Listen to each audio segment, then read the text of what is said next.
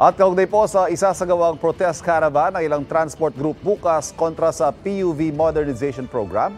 Makausap po natin Land Transportation Franchising and Regulatory Board Chairman Attorney Chofilo Guadis III. Chairman Guadis, magandang umaga. Welcome po sa unang balita. Magandang umaga po sa inyo at lahat po ng mga nanonood po sa ating programa. Ang sabi ho kanina ni Ginoong Mar Balbuena ng Manibela, isa sa mga hiling nila yung ma-extend yung validity ng prangkisa ng mga traditional na jeep imbes na mag-consolidate na base sa prosesong nais ng LTFRB. Ano hong posisyon ng gobyerno dito? Sir, we remain firm with our stand na tapos na po ang consolidation and we will proceed with the other phases po ng modernization. This is a 10-phase program na nagsisimula po sa consolidation. Yung pangalawa po would be route rationalization, and then meron po tayo diyang fleet modernization program, lectures po. Matagal pa naman po yung sinasabi nilang phase out. Ang hinihingi lang po namin bilang panimula po ay bumuo po sila ng mga asosasyon para po maiayos po natin yung sistema ng pampublikong sasakyan sa Pilipinas. So sa makatuwid, kahit ho anong protesta pa ang gawin nila sa puntong ito, itutuloy po natin ang modernization program base sa plano. Opo, meron hong blueprint ng gobyerno sa modernization program na nagsimula pa po ito noong 2017. Nakapitong postponements na po ito. So ang hirap po ulit na i-postpone na naman po. Hanggang kailan na naman po ba ito? Dahil yung unang request nila sa akin noong June of 2023 ay pinagbigyan ko po sila and then I gave them 6 months. After 6 months, ano naman po ba pagbibigyan naman natin na halimbawa lang 2 months or 3 months, ano po bang assurance na hindi na po sila hihingi ng extension?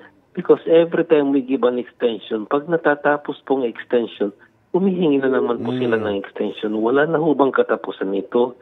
Ngayon, paano po uusad ang ating programa kung sa tuwing matatapos ang extension, hihingi po sila ng panibagong 3 hanggang 6 na buwan? So hindi na ho bukas sa negosasyon ang gobyerno. May sinasabi pa ho sila, isa sa mga mungkahi nila, kaya daw nila mag-modernize without spending that much sa mga bagong unit. Halimbawa, yun ho, yung option na yun, hindi na open ang gobyerno doon. Ay, open na open po yun, yung modernization ng hindi nila sila gagastos ng malaki.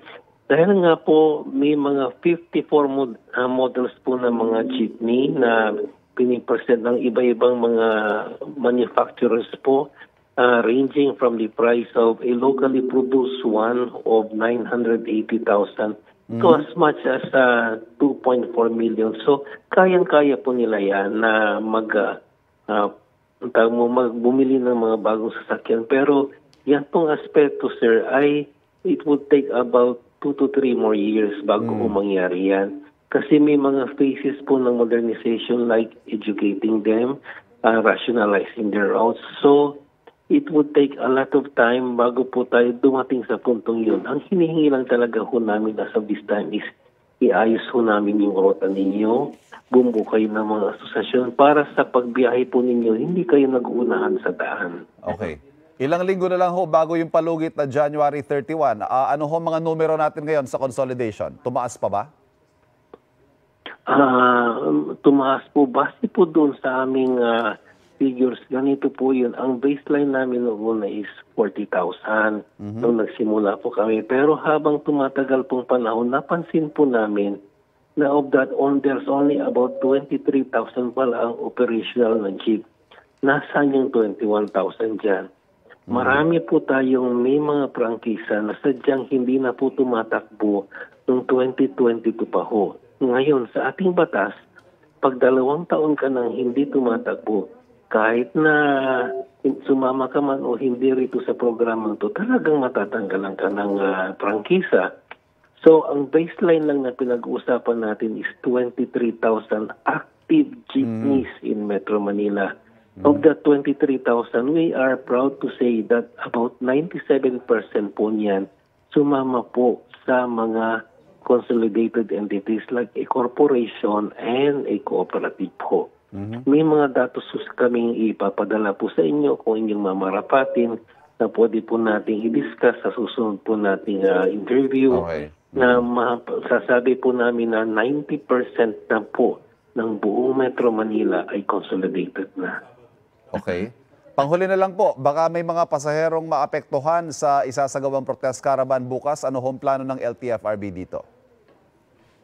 Unang-una po, sa sinabi nating maraming pasaherong maapektuhan, wala pong katotohanan yan. Number one po, mark na po namin yung mga areas na walang mga nag-consolidate na jeepney.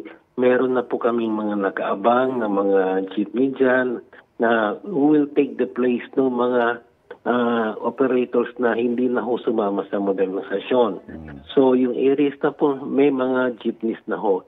In areas naman po na kung posible man kung may mga mag-strike pa, doon sa mga hindi sumama pero pumapasada pa ho hanggang ngayon, may mga rescue buses po ang MMDA at saka ng LTFRB at ang LTO. We have a joint plan ho.